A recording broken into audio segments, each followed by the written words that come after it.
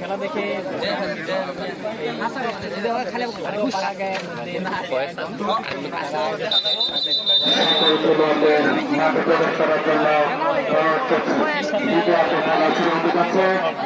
সকল দর্শক আপনারা সকলে মাঠের বাইরে চলে আসুন। আজকে যে খেলাটি আজকের খেলায় অংশগ্রহণ করছে গাজীপুর কাপিয়াদহ বর্মা ফুটবল একাদশ বনাম ভালুকা আদিবাসী ফুটবল ক্লাব।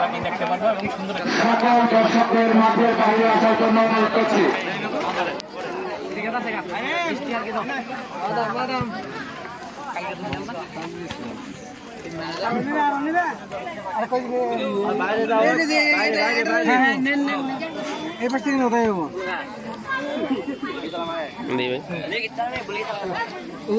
আপনি কোথা থেকে আসছেন খেলা দেখার জন্য? অ্যাকচুয়ালি আমি আসছি সখীপুর থেকে খেলা দেখার জন্য।